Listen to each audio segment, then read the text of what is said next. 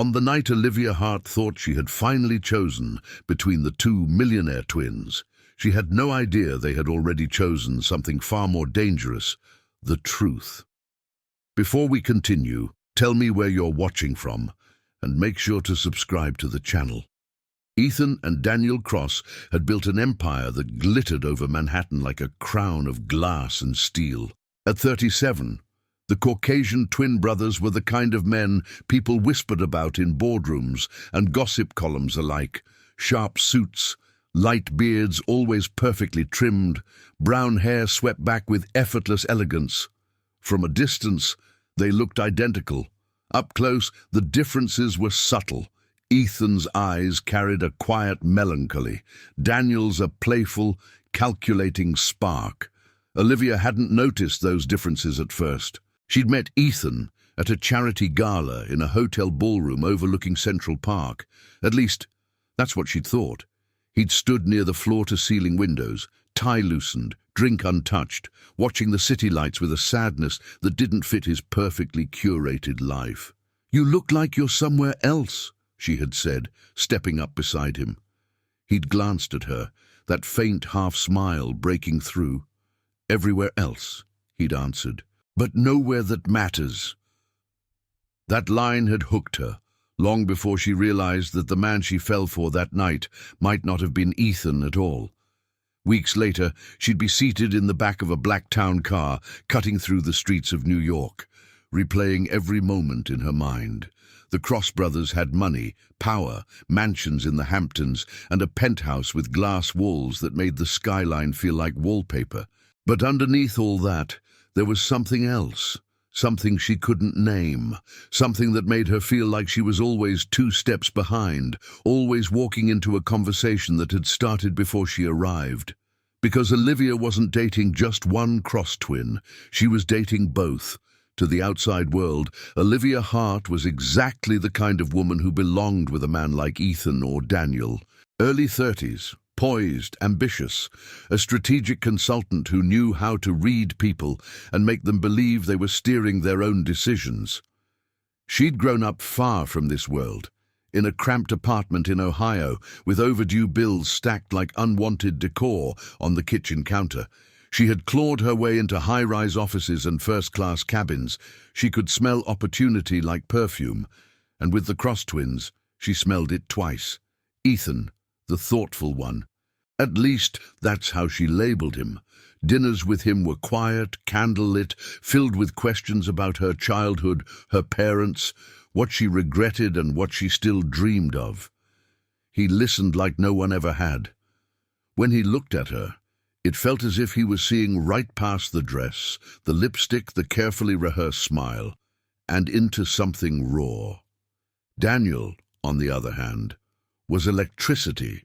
Helicopter rides to last-minute weekend getaways, surprise tickets to private concerts, laughter that filled the space between them so completely she forgot to be cautious. With him, the world moved fast and bright. The champagne always flowed.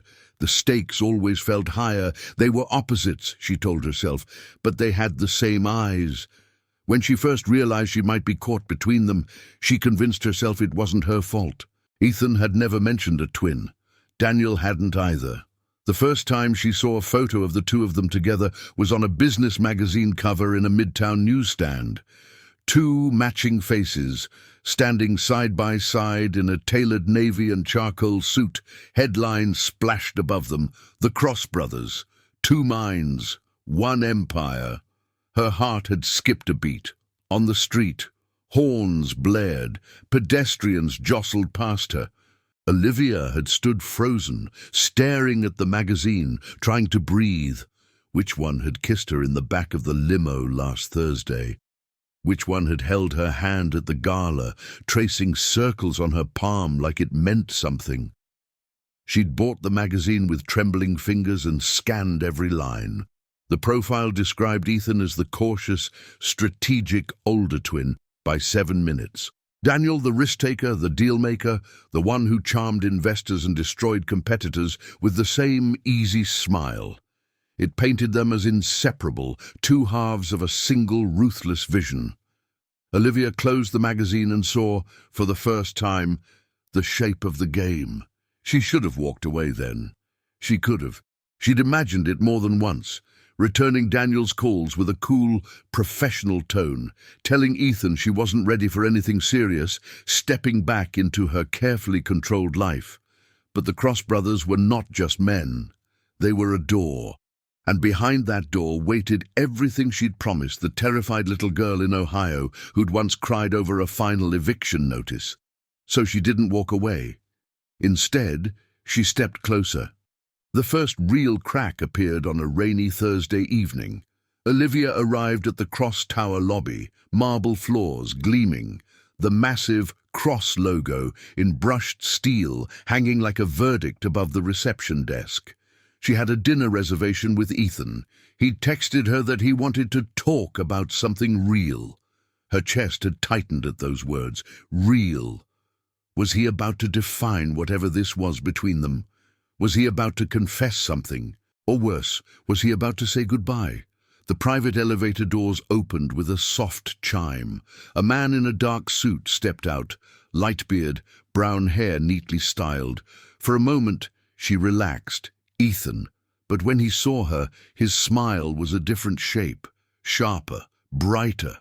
"Olivia," he said, voice warm and playful. "You're early. I like that. Daniel." The name flashed in her mind like a warning. He stepped closer, hands sliding into his pockets, eyes scanning her dress with a slow, appreciative look that made her feel suddenly exposed. "Dinner upstairs?" he asked. "I cleared my schedule." Her phone buzzed in her hand. A new message. "Ethan, running late. Don't come up yet. Need to finish something first. I'll explain." She looked at the text, then at the man in front of her, the same face, the same eyes, but a different energy humming beneath the skin. "Something wrong?" Daniel asked, head tilting as if he'd read the flicker of panic crossing her features. In that suspended second, Olivia realized she had been fooling herself. This wasn't coincidence, this wasn't fate. This was a web, and she was standing in the middle of it, pretending she wasn't already tangled. She forced a smile. "No," she said. "Nothing's wrong." She slipped her phone into her purse, feeling the first shiver of dread slide down her spine. Because for the first time, Olivia couldn't shake the feeling that the twins knew exactly what they were doing, and that they might not be the ones being played at all. The elevator ride up to the Cross private floor felt longer than usual, even though Olivia knew it was only a matter of seconds. Daniel leaned against the mirrored wall, watching her from the reflection, that signature almost careless grin playing at the corners of his mouth. "You look like you're about to walk into a job interview," he teased. She met his eyes in the mirror. "With you, it always feels like that." He chuckled. "Good, means you understand the stakes." The doors slid open to reveal the quiet, polished hallway that led to their executive offices. Glass walls, black and white art, the distant view of Manhattan cutting through the building like a promise. Olivia had been up here enough times to know where everything was. The small conference room where she'd helped them restructure a division. The corner office where Ethan liked to sit with his sleeves rolled up, staring at spreadsheets as if they were confessions. Daniel led her, not to the conference room, not to Ethan's office, but to the sleek private lounge between them. Low sofas, a bar with crystal decanters, soft lighting that made everything feel more intimate than it had any right to be. "You sure this is okay?" she asked, lowering her voice slightly. "I don't want to get in the way of whatever Ethan's dealing with." His expression barely flickered, but she noticed a flash of something. Calculation, annoyance, amusement. "You're not in the way," he said. "If anything, you're right where you're supposed to be." He poured them each a drink without asking what she wanted, sliding the glass into her hand as if he'd done it 100 times. Olivia took a sip, the burn of the liquor grounding her, clearing the noise in her mind. One twin was downstairs, texting her to wait. The other stood in front of her, acting like this was perfectly normal. Maybe In their world it was. "So," Daniel said, settling opposite her, ankle crossing over his knee, "how are you finding this little arrangement of ours?" Her heart thudded. Arrangement? He watched her carefully, eyes narrowing just the slightest bit. "Working with the Cross Empire," he clarified, "consulting for us, being in our orbit." She exhaled a breath she didn't realize she'd been holding. "Intense," she said honestly, "challenging, lucrative." One corner of his mouth lifted. "You don't pretend very much, do you?" You have no idea, she thought. In truth, Olivia had begun studying them the way she'd studied corporate structures and quarterly reports her entire career. Ethan responded to vulnerability, to quiet honesty. Daniel responded to boldness, to someone unafraid to match his energy. Between them, they held the keys to a kingdom she'd never imagined herself standing inside. But that wasn't enough anymore. Lately, her mind kept drifting to something bigger. Partnership, equity, a formal role in the Cross Empire that would cement her not just as a woman on their arm, but as a name printed under theirs on the letterhead. She told herself it was about power and survival. She avoided examining just how much her plans depended on playing them against each other. A soft chime sounded from the lounge's touch screen. The elevator had arrived again. Ethan stepped into the doorway a moment later. Tie loosened, sleeves rolled up, beard slightly rougher than usual, as if he'd been dragging his hand over his jaw for the last hour.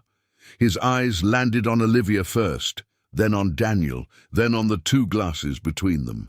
"Didn't realize you'd already started," he said. Daniel didn't move. "You said you were running late," he replied evenly. "Thought I'd keep our guest entertained." Olivia stood up, smoothing her dress, suddenly aware of how this looked. Ethan's gaze softened when it returned to her. "I'm sorry," he said. "Today got away from me." "It's fine," she lied. "I understand." But Ethan wasn't just apologizing for being late. She could see it in the way he glanced between them, something unreadable tightening his jaw. As if he understood that time wasn't the only thing slipping away from him. Dinner ended up happening in Ethan's office. Takeout containers spread across a sleek black coffee table. Daniel disappeared with a brief, mumbled call to take, leaving them alone. Outside, the city glowed through the floor-to-ceiling windows. Ethan watched her for a long moment before speaking. "I need to ask you something," he said quietly. Her stomach dropped. Here it was. The conversation she'd been both dreading and anticipating. "Okay," she replied softly. "Why us?" he asked. "Why this company, this chaos? You could be working anywhere, with anyone." It was not the question she expected, and that scared her more. Olivia's mind raced. The truth was complicated. Debt she was still paying off from her mother's medical bills, an obsessive fear of ever being powerless again, a hunger she couldn't turn off, even when she tried. She couldn't show him all of that. Not yet. "You know why," she said, forcing herself to meet his gaze. "You don't hire people like me by accident." A faint smile touched his lips. "People like you. People who know how to see patterns," she said. "People who understand leverage. People who can help you win." Ethan leaned back, studying her in that quiet, unsettling way he had. "And what do you want in return?" There it was, the edge, the test. Her old instincts kicked in. Don't flinch, don't hesitate. "They smell weakness." "Opportunity," she said. "Not just a consulting contract, a seat at the table. I'm not shy about that." His eyes softened again, but she noticed he didn't answer right away. He was thinking, calculating. "You remind me of us when we were younger," he said finally, "before all this looked as polished as it does now." "Is that a compliment?" she asked, trying to keep the air light. "It's a warning," Ethan replied. The words cut deeper than she expected. Later that night, after a car ride back to her apartment in Tribeca, Olivia stepped out onto her small balcony and stared at the patch of city she could see between taller buildings. Her phone buzzed on the table beside her. "Daniel, did Ethan give you the cross lecture?" She frowned. "Olivia, what lecture?" The response came almost immediately. "Daniel, about ambition, about how wanting more is dangerous, about how we were different once." Her pulse quickened. "Olivia, you two talk about me often." A pause. "Daniel, constantly." She stared at the screen, searching those 9 letters for meaning. Was he flirting? Warning her? Digging? Another message came through before she could respond. "Daniel, we're having a small gathering at the Hamptons' house this weekend. You should come. It'll be educational." Educational. The word wrapped around her thoughts like a ribbon of smoke. She imagined the mansion she'd only heard about. Ocean views, long hallways, rooms that swallowed sound. A place where people might feel safe, saying things they'd never say under office lights. She typed back before she could second-guess herself. "Olivia, send me the details." The Hamptons' house was where lines would blur even further. She just didn't know yet that the twins were already discussing her long before she arrived, because in a different office, on a different floor, Ethan and Daniel were sitting across from one another, the city lights reflected in the glass behind them. "You invited her to the house?" Ethan asked, voice low. Daniel shrugged. "You were going to anyway." "That's not the point, isn't it?" Daniel's gaze hardened. "You're falling for her. We both know it. And she wants more than just dinners and elevator rides." Ethan didn't answer. Daniel leaned forward, elbows on his knees. "Let's stop pretending she isn't playing us, Ethan. The question is, what do we do about it?" Ethan's silence wasn't uncertainty. It was the sound of a different kind of plan taking shape. He had no idea the worst was yet to come. The Crosshamptons estate looked less like a house and more like a declaration. Steel and glass wrapped around clean white stone, overlooking an endless stretch of Atlantic coastline.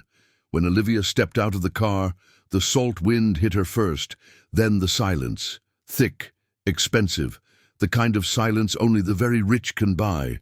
A valet took her overnight bag. The sky was painted gold and pink as the sun dipped low, glinting off the infinity pool that bled visually into the ocean beyond. Soft music floated from the open terrace doors. After 2. Multiple voices, clinking glasses, the murmur of people who knew they were safe here. She straightened her blazer, slipping into the confident posture that had carried her into rooms like this long before she ever met the Cross brothers. She could do this. This was just another arena, another negotiation. Ethan met her at the entrance, no tie, white shirt open at the collar, light beard catching the last bit of sunlight.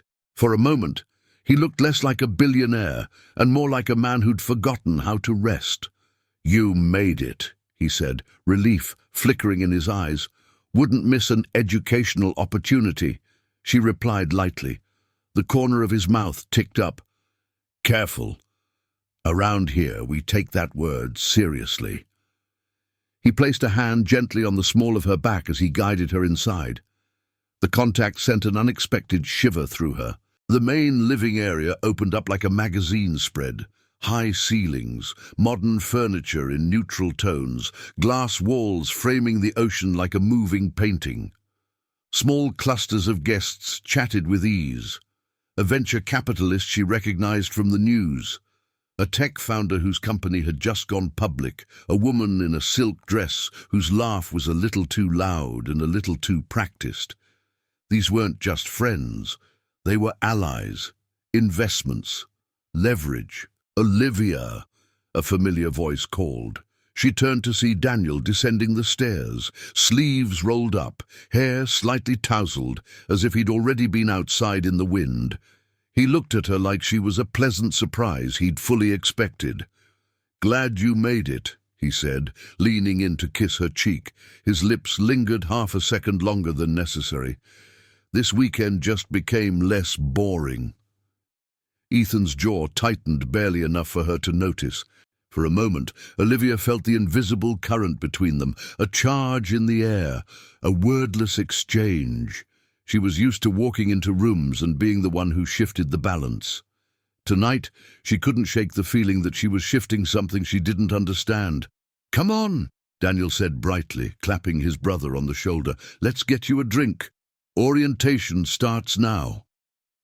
They moved through the crowd together, the three of them. People turned to look. Conversations paused. Olivia could feel eyes on her, weighing her, cataloguing her presence at the side of the Cross twins. She knew what some of them were thinking. Who is she? And more importantly, why is she here? Daniel handed her a glass of champagne, then raised his voice slightly. "Everyone, this is Olivia Hart," he announced. "She's the one who's been helping us clean up our messes." A ripple of polite laughter followed, but Ethan's gaze stayed on her, measuring, testing. "Don't worry," Olivia replied smoothly. "I only bill triple for public introductions." Several people chuckled. The tension loosened. Just like that, she slid into the space they'd made for her, as if she'd always belonged. As the evening wore on, the house transformed. Lights dimmed. Someone opened expensive bottles in the kitchen. Guests drifted between the open-concept living room, the patio, and a fire pit near the edge of the property. Olivia moved among them with practiced ease, collecting impressions like data points. Every now and then, she would turn and glance back at Ethan and Daniel. Sometimes they were apart. Ethan in a quiet corner, deep in conversation with an older man about regulatory risks. Daniel outside, laughing too loud with a group of founders hanging on his every word.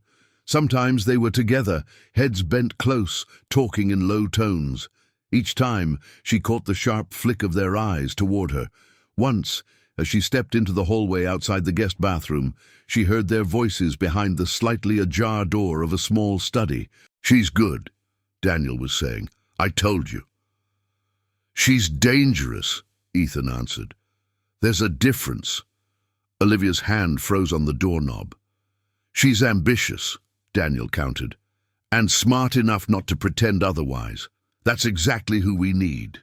A pause. Glass clinked softly. "We don't know what she really wants yet," Ethan said. "Not fully. She's playing angles." "She'd be an idiot not to," Daniel shot back.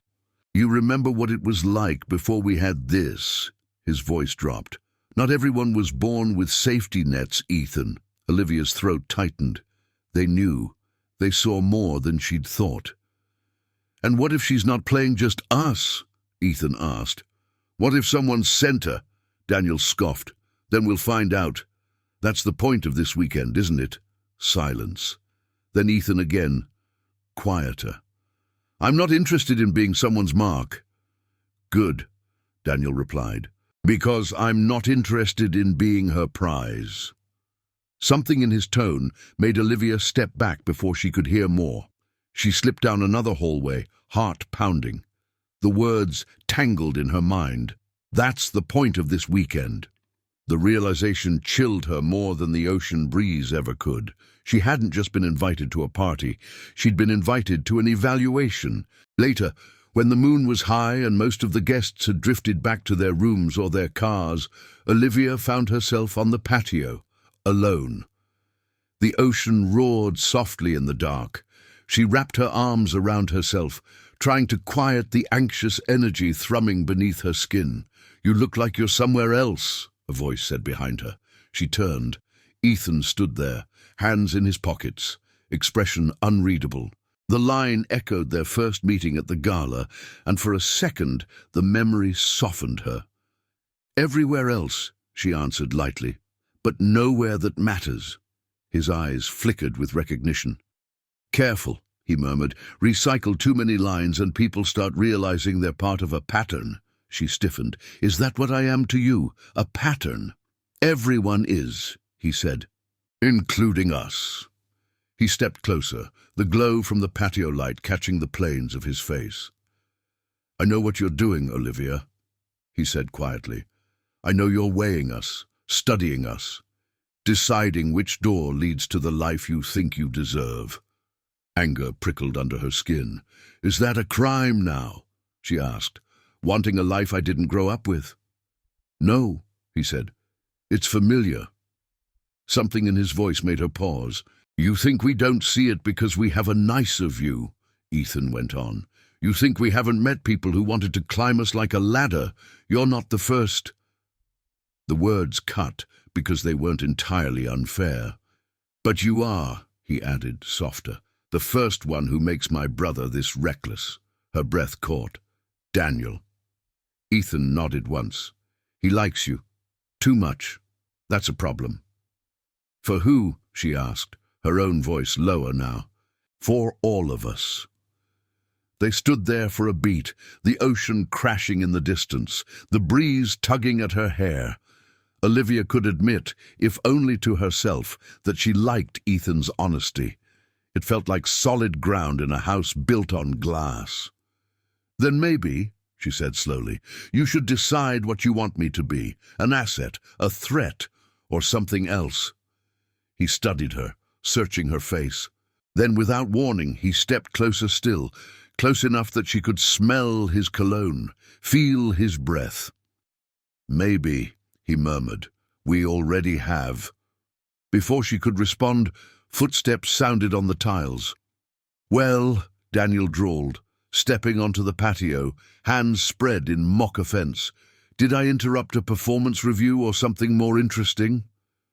Ethan stepped back smoothly, his expression shuttered. Olivia felt her heart race as Daniel's gaze moved between them, sharp and knowing. "Relax," Ethan said. "Just talking." "I can see that," Daniel replied. But his tone said he was adding this moment to his own running list of patterns. The air crackled with something unspoken as the three of them stood there, the ocean whispering secrets behind them. What Olivia didn't know, what she couldn't yet see, was that the twins had already agreed on one thing.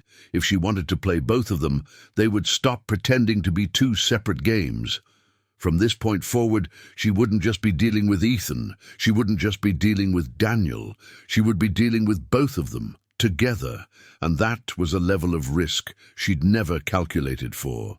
If this story is already touching you, leave a like. It helps the channel a lot.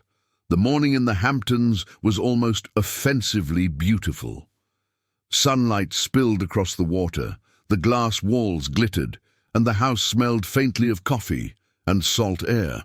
Olivia woke in a guest room that was bigger than the entire apartment she'd grown up in, the kind of room that made poverty feel like a distant fever dream. For a moment, lying there in the soft white sheets, she let herself imagine this was her life.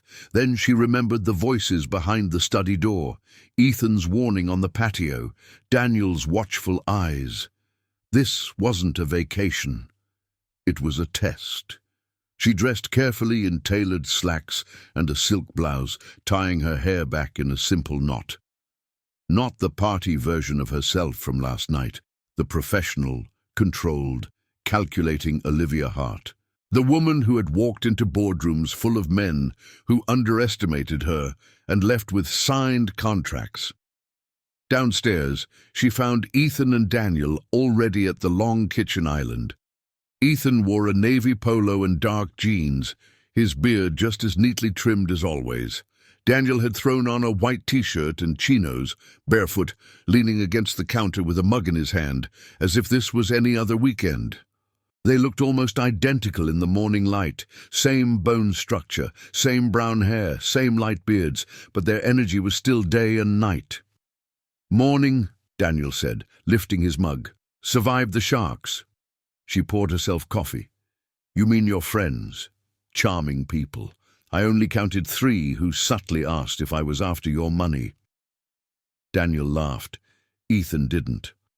"That's fewer than usual," Daniel said. "You're doing well." Ethan nodded toward the patio doors. "Walk with us." It wasn't really a question. They stepped outside together, the 3 of them moving toward the edge of the property where the glass railing overlooked the ocean. The wind tugged at Olivia's blouse, cool and clean. She wrapped her fingers around her coffee cup a little tighter, every instinct on high alert. Daniel got to the point first. "We've been talking about you," he said. She forced a smile. "So I heard." Ethan's eyes flickered with interest. "You heard what and exactly?" "That I'm good," she said, "and dangerous, depending on who you ask." Daniel chuckled. Ethan didn't deny it. "Then let's skip the part where we pretend you're just another consultant," Ethan said, turning to face her fully. "You're not!" Olivia set her coffee cup down on the low concrete wall beside them. "All right," she said.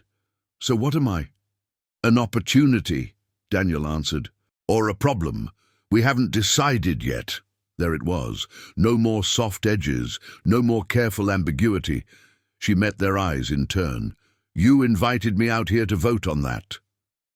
"Partly," Ethan said. "Mostly. We invited you because we're tired of pretending this is 3 separate relationships." "3," she echoed. "Ethan and you," Daniel said. "Me and you and the Cross Empire." The words landed like a stone in her. "You've been trying to keep those separate," Ethan added. "I understand why. It's smart, but it's not how we operate." Olivia's pulse thudded in her ears. "How do you operate?" The twins exchanged a look, one of those wordless conversations she'd been watching for weeks. This time, she could feel the decision solidifying between them. "Together," Daniel said simply. "Always together." A beat of silence stretched between them. "What does that mean?" she asked, keeping her voice steady. Ethan folded his arms, gaze unwavering. "It means if you're going to be in our lives, you're not going to be allowed to treat us like 2 separate ladders you can climb depending on the day. We come as a package." The bluntness of it knocked the wind out of her more than any insult could have. "You think that's what I'm doing?" she asked quietly.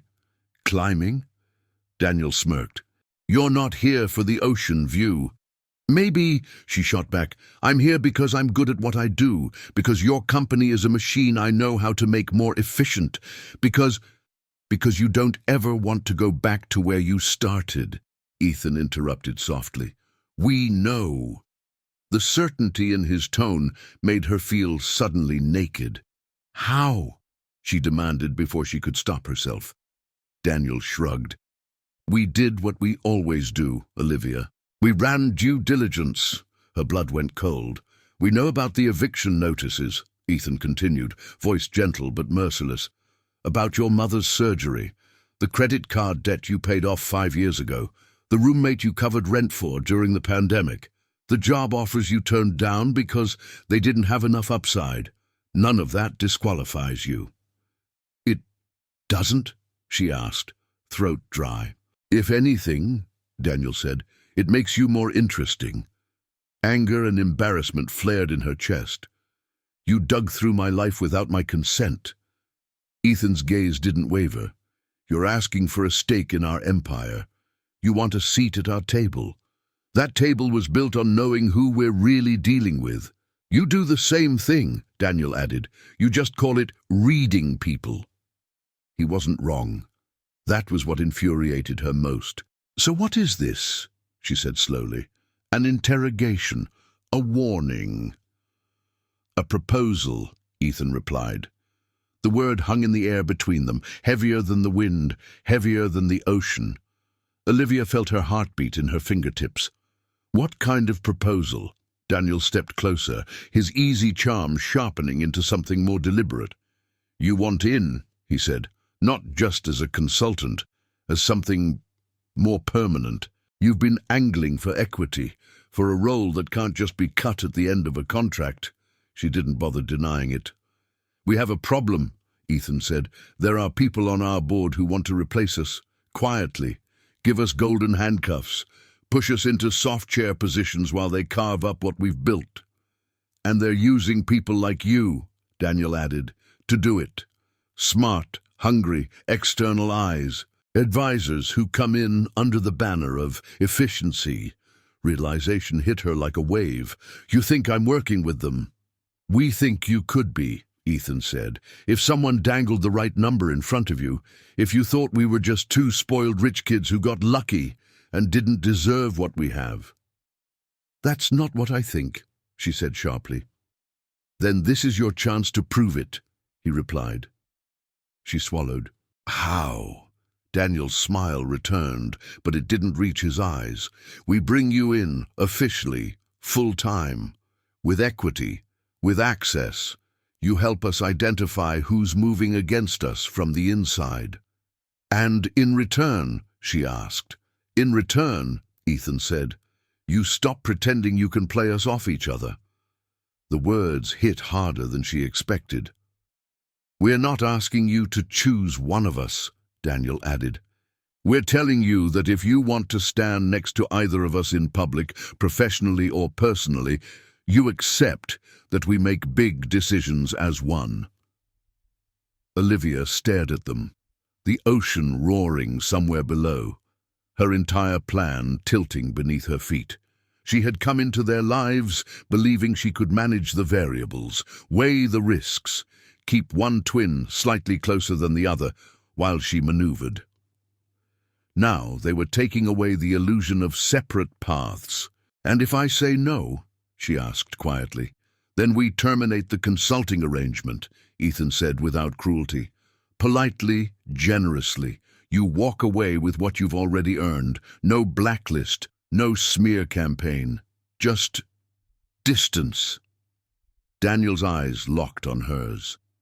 "But if you say yes, Olivia, you don't get to walk away easily later." It wasn't a threat, it was a promise. Her mind raced through possibilities. Was this protection or entrapment? Partnership or a beautifully constructed cage? Were they offering her exactly what she wanted, or rebranding their control as generosity? "You're asking me to trust you," she said. "We're asking you to stop underestimating us," Ethan replied. Daniel tilted his head. "And yes, to trust us a little." A gull cried overhead. The world felt strangely small on that cliff. Just her, two men who looked almost identical, and a decision that could redraw the rest of her life. She took a breath. "I'll need time." "Of course," Ethan said. "But not much," Daniel added. "The people moving against us aren't going to wait forever." They started back toward the house, conversation shifting to something lighter, leaving her standing by the glass railing, coffee cooling beside her. From the outside, it would look like a win. The Cross brothers had offered her exactly what she'd been maneuvering toward: equity, access, a place inside the machine rather than outside consulting for it. But for the first time since she'd met them, Olivia felt genuinely unsure if she was being elevated or trapped inside a plan neither of them had fully revealed, because what she didn't yet know was that Ethan and Daniel had agreed on more than just bringing her in. They had already decided that if she was going to play them both, they would teach her what it felt like to be played by someone who never stood alone, and what came next would change everything. Back in Manhattan, the city felt different. The cross tower still rose over the skyline like a polished blade, but to Olivia, it now looked like something else too. A coin spinning in mid-air, both sides waiting to land. One side was the offer Ethan and Daniel had placed in front of her in the Hamptons. The other side was the part of this story she had kept carefully hidden from them, the part that started months before she ever stepped onto their glass terrace. She sat in the back corner of a quiet hotel bar on the Upper East Side, hands wrapped around a glass of sparkling water, ignoring the soft clink of ice from cocktails being served around her. The interviewer who'd first brought her into the cross orbit wasn't here tonight. This meeting was above his pay grade. Margaret Hale arrived 10 minutes late, just as she always did. Tall, silver hair swept back into a smooth chignon. Tailored charcoal suit that didn't bother pretending to be anything but expensive. She had the kind of presence that made waiters straighten without knowing why. "Olivia," Margaret said, sliding into the booth opposite her. "You look tired." "Long weekend," Olivia replied. "I heard," Margaret said calmly. Of course she had. Margaret Hale had sat on the cross board of directors for 11 years. She'd seen the twins take their father's company, strip it down, rebuild it, turn it into something far more dangerous and profitable. She'd also been one of the first to see that some shareholders were growing uncomfortable with just how much control Ethan. 3 months ago, she'd invited Olivia to coffee to discuss your impressive work. 2 hours and a few seemingly harmless questions later, Olivia found herself walking home with a business card in her pocket and a single, heavy sentence echoing in her mind. Some of us think the Cross brothers might do better with guidance. Now, as Margaret folded her hands on the table, that guidance sounded more like a verdict. "So," Margaret said, "how was the Cross estate?" Olivia didn't flinch. "Strategic." Margaret's smile was small and sharp. "Of course it was. Tell me what they offered you." Olivia hesitated. Sharing information with Margaret had always been incremental, careful, small observations about Ethan's risk tolerance, Daniel's impulsive tendencies, the internal frictions she noticed on different floors. She told herself it was just data, just part of the job. She hadn't given Margaret anything that felt like a betrayal, until now. "They offered me a formal role," she said slowly. "Equity, access. They want me inside, not consulting from the outside." Margaret's eyes lit with interest. And, Olivia continued, "they also think there's someone on the board trying to push them out. They're not sure who." "That's an astute concern," Margaret murmured, taking a sip of her drink. "They want me to help flush that person out," Olivia said, "from the inside." The air between them stilled. Margaret set her glass down carefully. "Did they say my name?" Olivia shook her head. "No, no names. Just that there are people in your seats who think the company would be better without them at the helm." Margaret leaned back, studying her with cool grey eyes. "And what do you think?" Olivia hesitated. She thought of Ethan on the patio in the Hamptons, eyes soft but unflinching as he recited pieces of her past back to her. She thought of Daniel's careless grin at breakfast, hiding sharpness beneath charm. She thought of the way they'd stood together, unified, refusing to let her treat them like separate pathways to power. "I think they're not nearly as careless as people assume," she said. "And yet," Margaret replied, "they invited a woman they barely know into their inner circle after a few months and a couple of late-night strategy sessions." Her lip curled, just enough to reveal what she thought of that decision.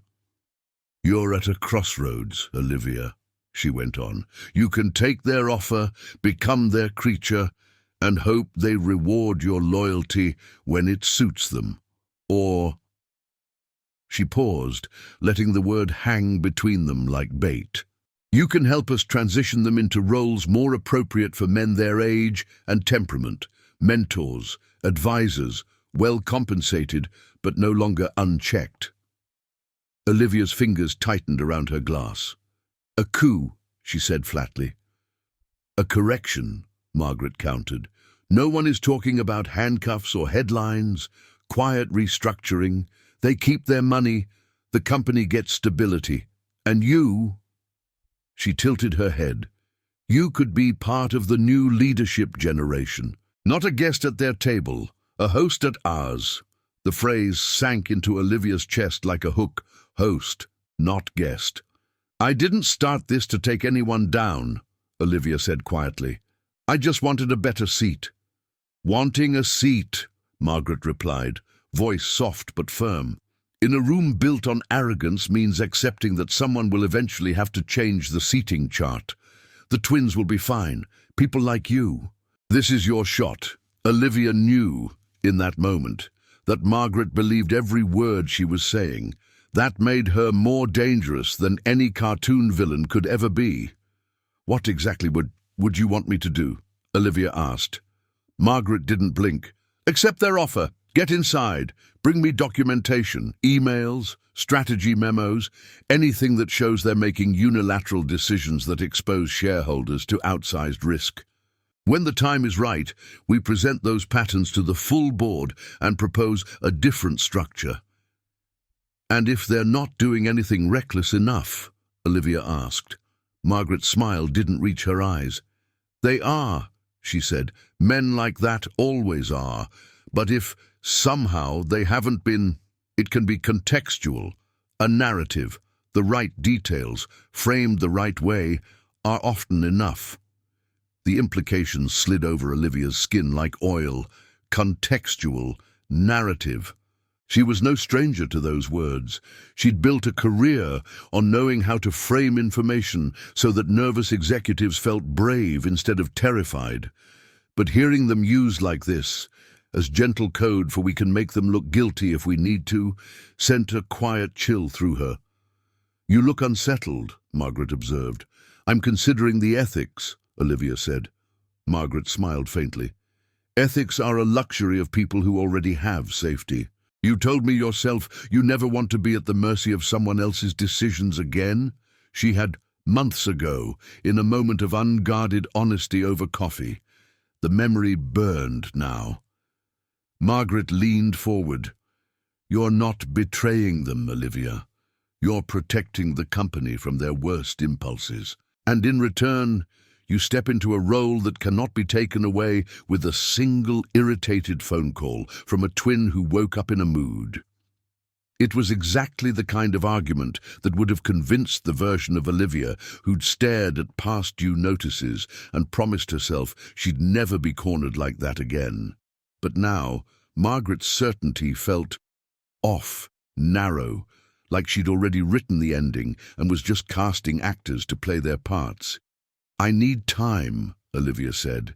Take it, Margaret replied, but not too much. There's a quarterly board meeting in 6 weeks. If you want a voice in what happens there, you'll need to be on the inside well before the agenda is set. 6 weeks, an eternity, and no time at all. Later that night, alone in her Tribeca apartment, Olivia stood by the window and stared at the city lights. Her phone buzzed with a message. Daniel, you've been quiet for someone who just got the offer of a lifetime. She closed her eyes briefly. Olivia. Big decisions require quiet. Another buzz. Daniel, Ethan's pretending to give you space. I'm not that patient. Come to the penthouse tomorrow night. Both of us. No lawyers. No slides. Just the truth. The truth.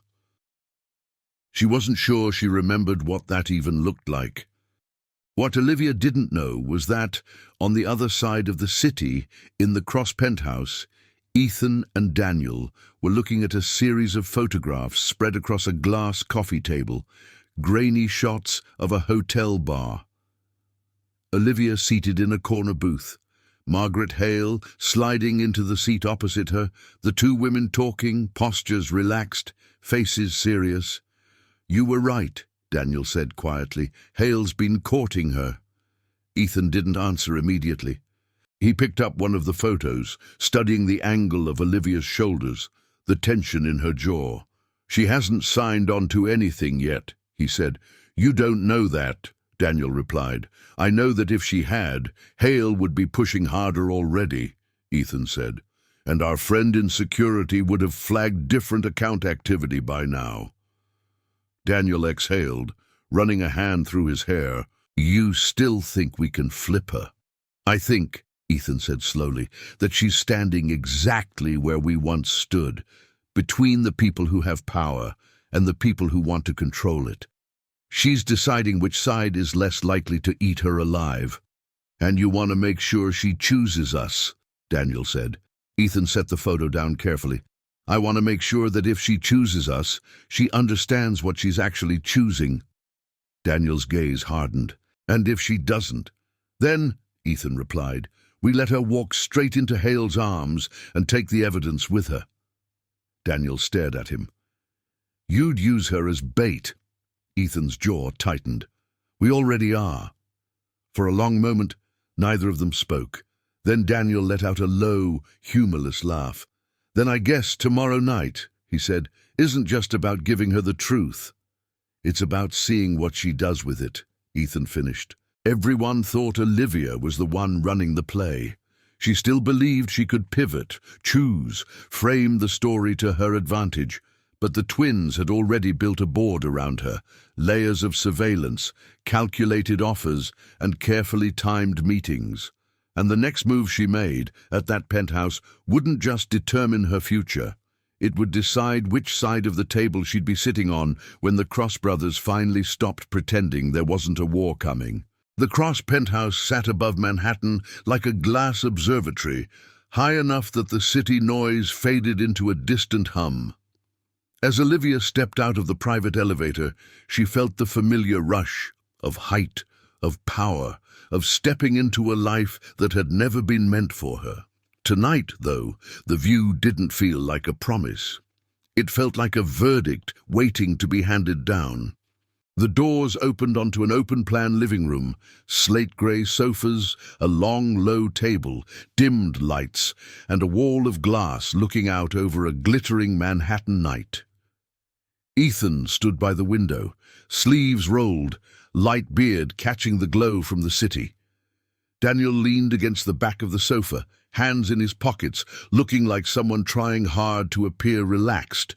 Neither of them smiled when she walked in. "Olivia," Ethan said, "thanks for coming." "Not a lot of room to say no," she replied, slipping her purse off her shoulder. "There's always room to say no," Daniel said. "You just might not like what comes after." She raised an eyebrow. "Is this going to be one of those nights where every sentence sounds like a threat dressed as poetry?" A flicker of something like appreciation crossed Ethan's face. Daniel's mouth twitched, but the humor didn't last. "Sit," Ethan said. She did, settling on the sofa, back straight. They didn't join her right away. They stayed standing, one at each angle, as if instinctively choosing positions that boxed her in without quite touching her. "We're going to skip the small talk," Ethan said. "We all know why we're here." "Because you made me a proposal," Olivia said, "and because you don't fully trust me." "Because you're still deciding who you belong to," Daniel corrected. She felt the words land heavier than she wanted them to. "Let's start with this," Ethan said. He picked up a thin folder from the coffee table and slid it toward her. Olivia hesitated, then opened it. Photographs, grainy but clear enough. Her. In the hotel bar, Margaret Hale, sliding into the booth opposite her. Different angles, different moments. A hand gesture here, a tilt of the head there. The room tilted just enough for her to feel it. "You had me followed," she said, voice low. "We had you protected," Ethan replied. "From the moment Hale showed interest in you, we flagged your name. Standard procedure when board members start courting our inner circle." "Inner circle?" she echoed. "You barely knew me then?" "Exactly," Daniel said. "That made you vulnerable. To them, to us, to your own hunger." Anger flared, sharp and hot. "You don't get to turn surveillance into concern." Ethan didn't flinch. "We don't expect you to like it. We expect you to understand that we weren't the only ones watching you." He tapped the photos. "Margaret Hale is very good at finding people like you, people who don't want to be on the outside of the glass anymore."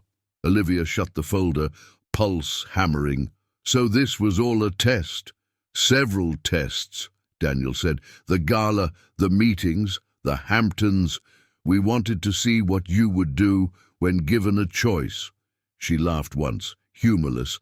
"That's funny, because from where I'm sitting, most of those choices were manufactured." "Welcome to our world," Ethan said quietly. Silence pressed in for a moment, thick as the glass around them. "You're right," she said finally. "Margaret approached me. She wants leverage against you. She thinks she's protecting the company from your impulses. She thinks she's the adult in the room." "And you believed her?" Daniel asked. "I believed," Olivia said slowly, "that she offered something you didn't, a seat that wasn't subject to your moods, your grudges, your tests." Ethan's jaw tightened. Daniel glanced away. "But," she added, "I also believed she was underestimating you. And me." "Explain," Ethan said. Olivia exhaled. She thinks I'm desperate enough to burn you down completely, if it means I end up inside with her. She talks about corrections and narratives, like those words don't actually mean destroying people's reputations. Accurate, Daniel muttered. She wants me to take your offer, Olivia said. Then feed her documents, context, anything that could make you look unstable, reckless, unfit. She doesn't realize you already know. Daniel whistled softly. She really did bring you in early. Ethan's gaze sharpened. And what do you want, Olivia? Not what Hale wants. Not what we want. What do you actually want? The question hit harder than any accusation. She sat back, eyes on the skyline. I want to never be afraid again, she said quietly. Of landlords, of bills, of someone in a boardroom deciding my life is a rounding error. She swallowed. I want a seat at a table where I'm not always one bad quarter away from being replaced by someone with a stronger jawline and a better golf handicap. Daniel's expression softened, just a fraction. Ethan's eyes darkened, like something old had surfaced. You think that's not familiar? Ethan asked. You think we haven't spent our entire lives waiting for someone to decide the twins are an experiment gone too far? You were born into this, she said. We were born into our father's version of this, Ethan replied. A man who thought twins were a branding opportunity, not children, who built a company on our faces and made sure we understood that we were replaceable, interchangeable, optional. Daniel's voice was quieter when he spoke. We fought for every inch we kept after he died. Hale was there the whole time, smiling, voting, calculating. She doesn't want stability. She wants control. The room felt smaller. For the first time, Olivia saw the outlines of something she hadn't fully understood. Not two rich men playing games with her, but two men who had learned to survive by being 3 moves ahead of everyone in every room. Why does it matter what I do? She asked. You've built walls around yourselves, systems, surveillance. You don't really need me. That's where you're wrong, Ethan said. Daniel nodded. We can't see everything from where we stand. That's the flaw of sitting too high up. A lot of important details disappear. Hale and her allies know that. They use people like you to get into the cracks we can't reach. We're tired of only meeting people after they've already chosen a side, Ethan added. You're somewhere in between, for now. Olivia heard the unspoken part, and we're gambling that we can keep you there or pull you to us before Hale does the same. So what are you actually proposing? She asked. No phrases, no metaphors, plain English. Ethan sat across from her now, elbows on his knees. For the first time all night, he looked less like a CEO and more like a man trying to build something in a house made of glass. You take the role, he said. The equity, the access. You help us identify who's moving with Hale and why, but you do it with our full knowledge. No pretending we don't know every room you walk into. You want me to spy on her, Olivia said. We want you to stop pretending you're not already in the middle, Daniel replied. You're not neutral, Olivia. You never were. None of us are. She stared at them, feeling the weight of something enormous pressing down. And what do I get that Hale can't give me? A future that doesn't require you to burn what you build just to stay in the room, Ethan said. We're not asking you to save us. We're asking you to help us make sure the people who destroyed our father's employees don't get another generation to practice on. The mention of employees, of consequences beyond fancy offices and board fights, twisted something in her chest.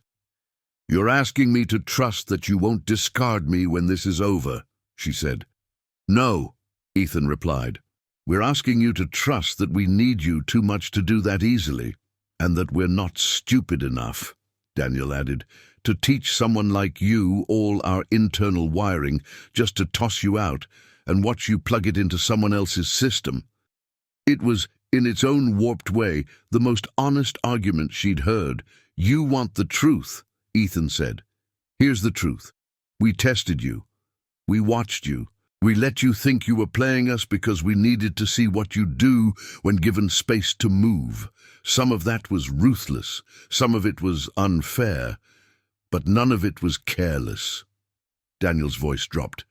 "And for what it's worth, we didn't fake all of it." Olivia looked up. "What do you mean?" "The nights," Daniel said. "The conversations, the way I look at you when you walk into a room, that's not strategy." Ethan's gaze didn't waver.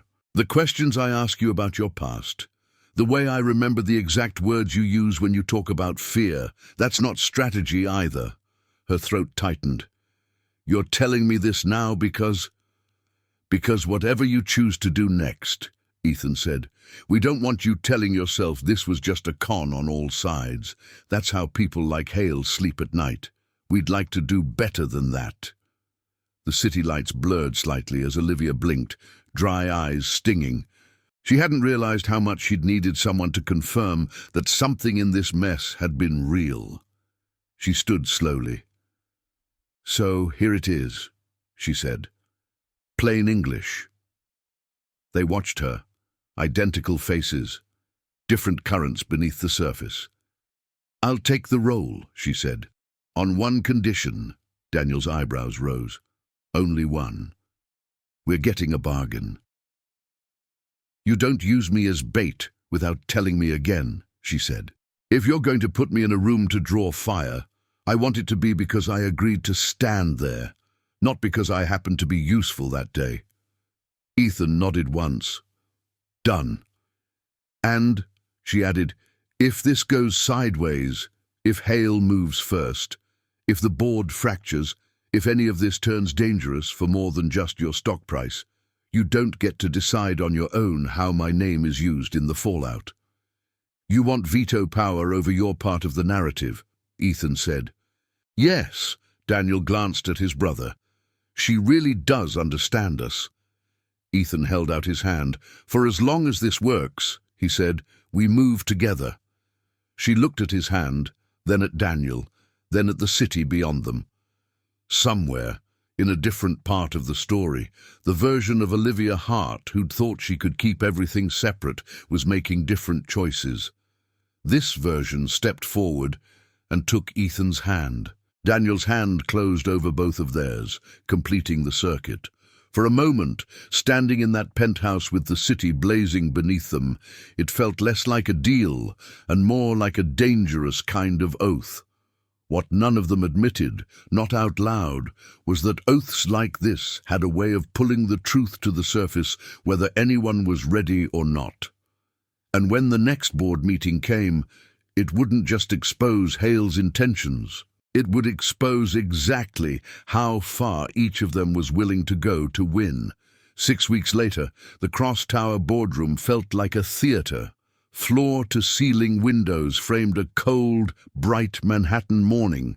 A long, glossy table ran the length of the room, dotted with crystal water glasses and sleek tablets. At one end, the cross logo gleamed on the wall.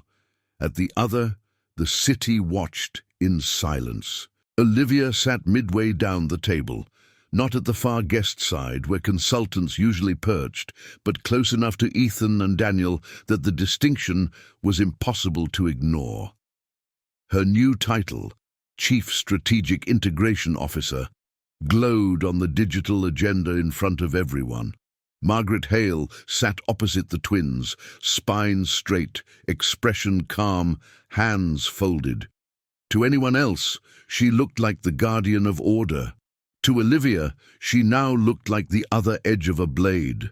"Before we get to the quarterly numbers," Ethan said, voice steady, "there are some structural issues we need to address." He looked every inch the billionaire founder this morning.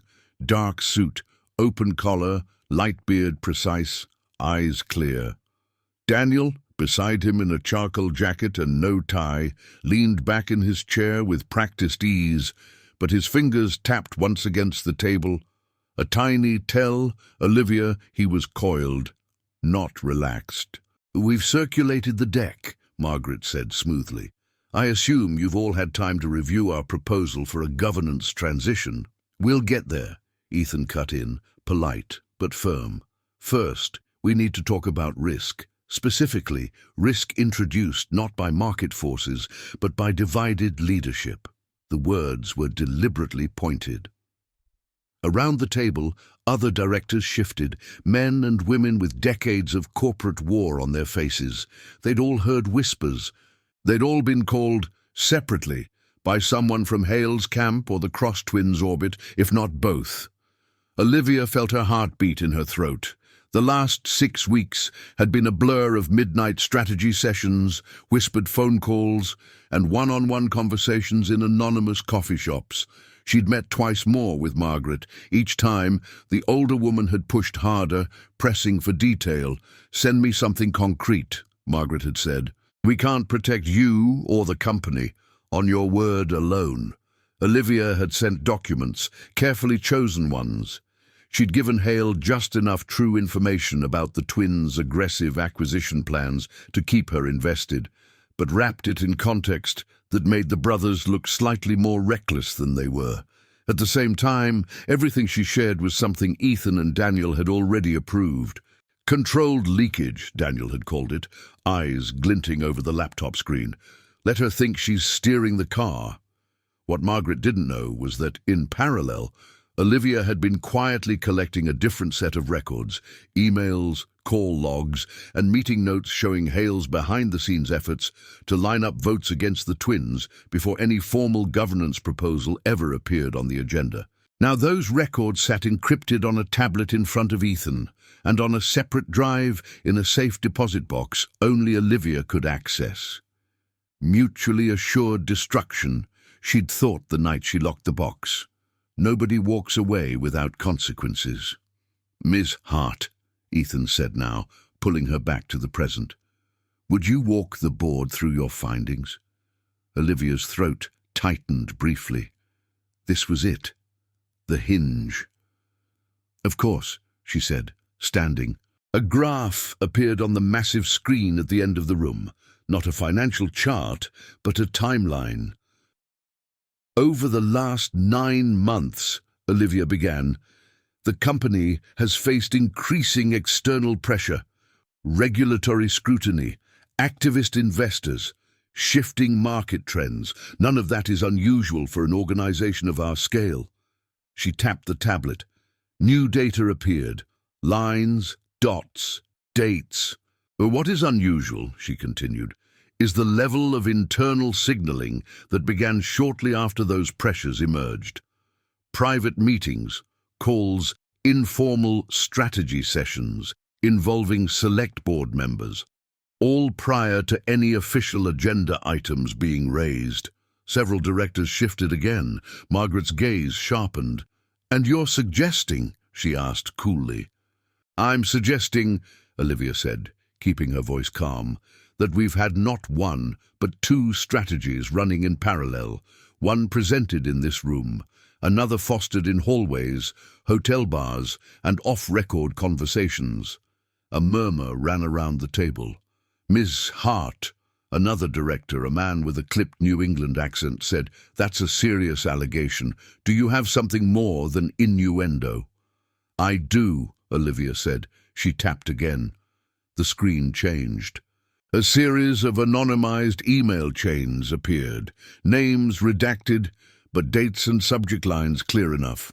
Sequential calendar invites between certain board members, notes from informal off-site touchpoints, all cross-referenced with the company's biggest decision points from the last 2 quarters. In several cases, Olivia said, votes taken in this room mirrored positions discussed in off-the-record meetings held days or weeks prior. That's not illegal. But when those pre-meetings are used to consolidate power around a restructuring that hasn't been transparently presented to the full board, she let the sentence trail off.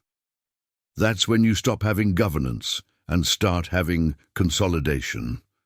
Ethan finished quietly. Margaret's voice sliced cleanly through the room. "Are you accusing me of something, Ms. Hart?" Olivia met her eyes. The woman who'd once seemed like a lifeline now looked like a storm front. "I'm presenting patterns," Olivia said. "Your name appears in a statistically significant number of these off-record touchpoints, as do the names of 3 other directors who signed the governance transition memo that was circulated last week, recommending that Ethan and Daniel move into advisory roles, while day-to-day control is shifted to an independent committee." She didn't have to look down to quote the language. She knew every word. "It's normal," Margaret said crisply, "for concerned directors to talk when a company is at risk." Daniel's voice was deceptively light. "Concerned about what exactly? Profits, market share, or the fact that you don't control us completely?" Her mouth thinned. "About concentration of power in 2 men who have shown a consistent disregard for guardrails." "You mean the guardrails that let your friends walk away with bonuses while our father's employees lost their pensions?" Daniel shot back. The room crackled. That history had never been discussed so plainly here. Ethan raised a hand, eyes on the table. "Let's keep this centered on facts." He nodded to Olivia. She inhaled once. "Fact," she said. "The company has outperformed market expectations for 5 consecutive quarters.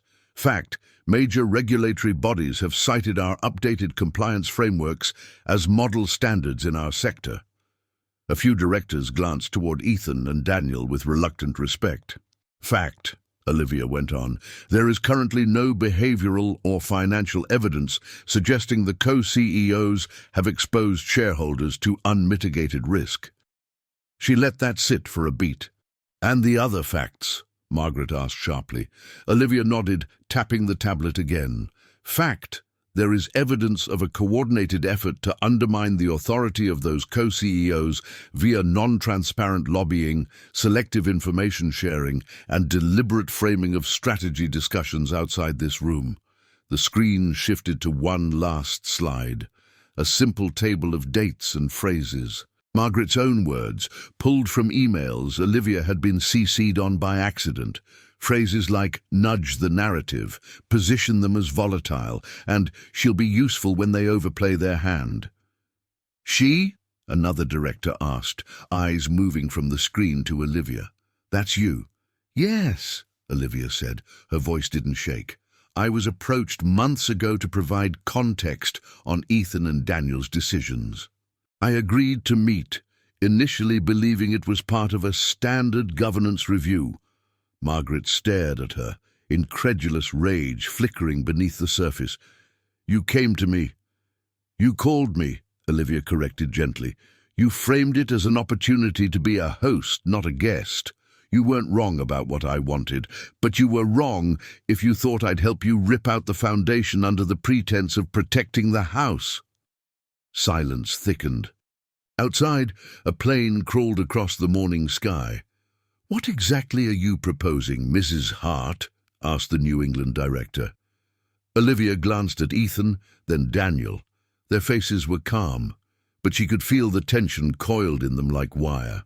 "I'm proposing," she said, "that rather than backroom coups or unchecked founder power, we establish a structure that acknowledges both the reality of what Ethan and Daniel have built and the need for genuine oversight." Her fingers moved again across the tablet. A final slide appeared, a proposed governance framework. Co-CEOs retained operational control under a clarified mandate, with defined emergency limitations. A new Risk and Ethics Committee, independent and employee-inclusive, chaired by a director not aligned with either camp. Term limits for all board members, including the founders. "And the current governance transition proposal?" one director asked. Olivia looked straight at Margaret. "Withdrawn," she said, "or put to a vote with full context about how it was developed." Eyes shifted toward Hale. For the first time since Olivia had met her, Margaret looked cornered. Not defeated, not yet, but aware that the room was no longer tilting in her direction. "You've allowed yourself to be weaponized," Margaret said quietly. "They will use you until you're not useful." "Maybe," Olivia said. But I didn't walk into this blindly, and I'm not leaving without knowing I did more than just pick a side. I'm rewriting the rules I was asked to play by. Around the table, hands hovered over voting tablets. Ethan spoke one last time, voice even. "Whatever this board decides," he said, "it should decide based on facts and transparent proposals, not on quietly curated fear. If you think we're unfit to run this company, vote us out formally. We'll survive. So will Olivia. The question is, will you be comfortable with how you did it?" The vote screen lit up. One by one, green or red choices appeared anonymously on the big display, tallying in real time. For a heartbeat, the room held its breath. The governance transition proposal, the one that would have quietly sidelined the twins, failed. The new framework, founder authority constrained by real oversight, with Olivia's role codified as its architect, passed. Margaret sat very still. "Looks like you're going to get your seat," she said to Olivia, voice low and cool. For now is all any of us ever get," Olivia said. "The difference is, I'm not pretending otherwise. Justice, in that room, didn't look like a villain dragged out in handcuffs or a triumphant speech. It looked like a woman who had been invited in as a piece on someone else's chessboard, standing up and quietly becoming one of the players. But outside the boardroom, as the doors opened and directors filed out, one truth remained. Nobody here had given up their appetite for power. They'd only agreed, for now, on the rules of the next round. And the final twist waiting for Olivia and for the twins wasn't about who sat at the table. It was about what they'd discover sitting there together. The boardroom emptied slowly, like a theater after the credits. Voices faded down the hallway, doors clicked, footsteps dissolved into the city's constant hum. The cross logo on the wall gleamed in the silence, as if nothing extraordinary had just happened in front of it. Olivia stayed seated. Her new title still shone on the tablet in front of her, but she couldn't bring herself to look at it. Her hands were flat on the table, fingers splayed like she was bracing for a wave that hadn't quite hit yet. "You're still breathing," Daniel said softly. She looked up. He stood at the far end of the table, jacket undone now, tie gone, the adrenaline slowly draining from his posture. Ethan stood near the windows, hands in his pockets, staring out at the city as if measuring its weight. "Debatable," she said. "My heart hasn't decided whether it's grateful or furious." "Both is normal," Ethan said without turning. "The first time we won a vote we weren't supposed to win. I couldn't feel my hands for an hour." "That was just the espresso," Daniel added. He tried to make it a joke. It landed halfway. Ethan finally turned and walked back toward them, the polished floor reflecting all three of them in long, warped shapes. "You did what we couldn't have," he said. Olivia's brows knit. "You absolutely could have. You had the data, the resources. We had history." Ethan cut in gently. "Hale's been in our lives since we were teenagers. To half this board, she sounds like stability, and we sound like risk. Coming from us, that presentation today would have felt like a defensive tantrum. Coming from you," Daniel said, "it felt like a mirror." She let out a shaky breath. "She's not going to forget this, any of it." "She doesn't have to forget," Ethan said. "Just accept that the rules of the game changed, and that you're not a piece anymore," Daniel added. "You're one of us." The phrase slipped out before he could dress it up nicer. Olivia's chest tightened. "Is that what you wanted?" she asked. "From the beginning, to make me one of you?" "The beginning," Ethan said slowly, "was a little less elegant than that." She tilted her head. "Meaning?" A look passed between the brothers, one of those silent conversations she was starting to read better now. This time, though, she refused to be the one left guessing. "Say it," she said.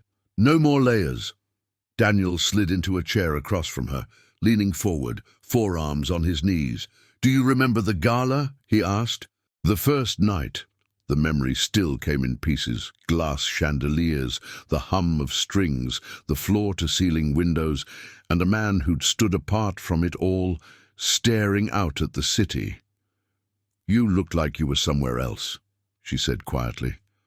"I told you that." Daniel's mouth twitched. "You did. And I told you I was everywhere else, but nowhere that mattered." "That line," Ethan said, "was mine." Olivia blinked. "What?" Daniel's eyes stayed on hers. "The man you met by the window that night, the one you thought was Ethan, was me." The room seemed to tilt just a few degrees, the way it had when she first seen the magazine cover of the two of them side by side. Only this time, the vertigo came with a painful kind of clarity. "You... what?" she asked, the word barely air.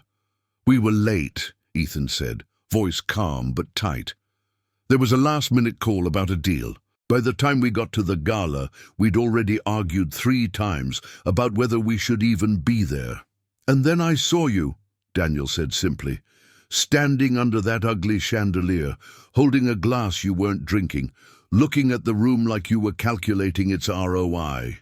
He smiled faintly. "I said I wanted to go over and talk to you. He said, I said we had a rule," Ethan finished. "No trading on the twin thing. No switching to confuse people. No testing how far we could push it."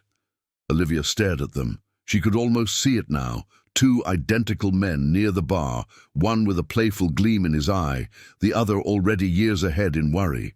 "And then what?" she asked, though she already knew some of the answer. "And then," Daniel said, "I walked over to you anyway. He stayed behind. I used his name because it was easier than explaining why there were 2 of us. I told myself it was harmless. One night, one conversation. Then I watched you talk to him," Ethan said, "and I watched him look at you, and I knew it wasn't harmless." Shame flickered briefly across his face, quick but unmistakable. "We argued again when we got home," Ethan went on. "About you, about what it meant that he'd used my name, about whether we were going to blow this up before it even started." "You almost never heard from us again," Daniel said softly. "We almost deleted your number. You were supposed to be just one more night we didn't quite handle right. But we didn't delete it," Ethan said, "because he wouldn't, and because I didn't want to."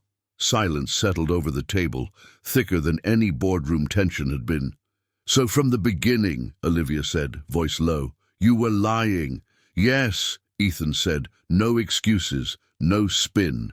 And you were both already planning around me," she added, "before I even knew there were 2 of you." "Yes," Daniel said.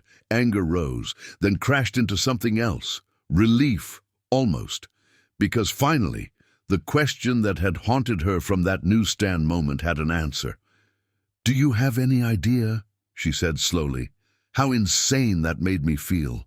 Trying to remember who touched my hand when, who said what, and wondering if it was even the person I thought it was." "Yes," Ethan said quietly, "because that's how we grew up. Never quite being seen as ourselves, always as a matched set, a concept. It was the first time he'd ever drawn that line so directly between their world and hers." Daniel looked at her, a rare severity in his eyes. "We're not telling you this to ask for sympathy. We're telling you because you were right from the first second you saw that magazine cover. The ground was tilted before you ever took a step. And you kept it tilted," she said. "For a while," Ethan admitted. "Then it stopped working the way we thought it would." "How?" "Somewhere between your 3rd strategy session and the night you nearly bit my head off for implying you were using us," Daniel said, "it stopped being a game." Olivia remembered that fight. Late night, glass of wine untouched, her voice shaking as she told him she'd spent her entire life being accused of using people when all she'd ever done was try not to drown. "You could have told me the truth," she said. "We could have," Ethan agreed. "But by then we didn't know how to without it sounding like a confession, and a manipulation at the same time. And we were afraid, Daniel added, not of losing you, of confirming every ugly thing Hale thinks about us, about how we treat people, about how we treat women. The honesty of that pierced deeper than denial could have. Olivia let out a breath she didn't know she'd been holding. "So let me get this straight," she said, a bitter, disbelieving laugh edging her words. "I thought I was the one playing both of you. The entire time, you were the ones who switched on me. And then somewhere in the middle, everyone forgot where the game ended." "That's about right," Daniel said. "And now," she asked. Ethan looked at her, steady. "Now we stop lying about the parts that matter." "Too late," she said automatically. "Not entirely," he replied. "We still had a file on you. Background checks, photos, notes. We were planning to expand it after Hale made her first move."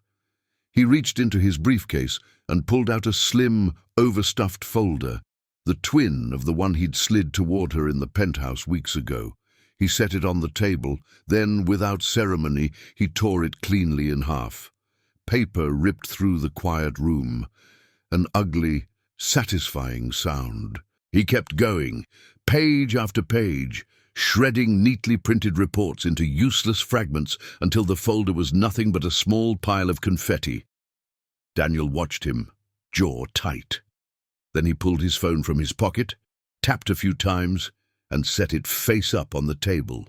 "Security Archive, subject Olivia Hart," he said. "Delete, confirm." The phone chimed softly. "Gone," Daniel said. "Hard copies, digital, all of it. The only record we keep from here forward is the public one you just helped write." Something hot and unexpected stung behind her eyes. "You know I have my own leverage," she said after a moment. "The safe deposit box, the copies." "We're counting on it," Ethan said. "Mutual vulnerability is a more honest kind of trust than promises we both know can be broken." Daniel smirked faintly. "Besides, if you were ever going to take us down, you'd do it in a way that improves the company. That's your fatal flaw." She shook her head, a small, disbelieving smile finally breaking through. "You're both ridiculous." "Millionaire ridiculous," Daniel said. "It's a subtype." For the first time that day, genuine laughter cracked the tension. It hurt on the way out, but it helped. They left the boardroom together, the three of them stepping into the private elevator that hummed softly as it began to rise toward the penthouse. As the floors ticked by, Olivia watched their reflections in the mirrored doors, three figures standing too close, carrying too much history for how little time they'd actually known each other. "You know this isn't a happy ending," she said quietly. Ethan's eyes met hers in the reflection. "No," he agreed. "It's a complicated beginning. There are still people who want your heads," she said. "Hale isn't done. The market isn't done. None of this is safe." "Nothing worth having ever is," Daniel replied. "But now, if they come for us, they have to walk through you too." "Comforting," she deadpanned. "You know what I mean," he said. "We're not just defending ourselves anymore. We're defending something we built together." The elevator chimed. The doors slid open onto glass and sky. As they stepped into the penthouse, the city spread out beneath them, vast and indifferent. Deals would be made, fortunes would shift, new enemies would find new leverage. Olivia knew better than anyone that power was never permanent, but for the first time in her life, she wasn't standing outside the glass wondering what decisions were being made without her. She was in the room where they happened, not as a guest, not as a pawn, not even as the woman who had once tried to play both brothers and nearly lost herself in the process. She was something messier, more dangerous, a partner in a plan none of them could fully control. Later, as the sun began to sink and the city lights flickered on one by one, Ethan stepped onto the balcony and spoke without looking at her. "For the record," he said. "If you ever decide we're not worth the risk, I'd rather you tell us to our faces than disappear behind someone else's offer." "I will," she said. And she meant it. Beside her, Daniel bumped her shoulder lightly with his. "For the record," he added, "I still think I should get extra credit for starting this at the gala." She gave him a look. "For the record, you owe me an apology for that." He held up both hands. "Fair. I'm sorry I used my brother's name to talk to a woman who scared me in exactly the right way." Ethan's mouth curved. "I'm sorry I let him." She shook her head, looking out over the city that had almost eaten her alive once. "I'm sorry," she said softly, "that I thought the only way to survive was to play both of you." She paused. "I didn't expect you to play for me instead." None of them said anything to that. They didn't need to. Because whatever battles came next, in boardrooms, in markets, in quiet corners where power whispered deals, one truth remained. The woman who had once thought she could game 2 millionaire twins had ended up standing beside them instead, holding a plan they'd all written together, and in a world built on leverage and lies, that unexpected, fragile, brutally honest alliance was the most dangerous twist of all. If you're enjoying these stories, subscribe to the channel and follow the next videos, and tell us in the comments what this story meant to you.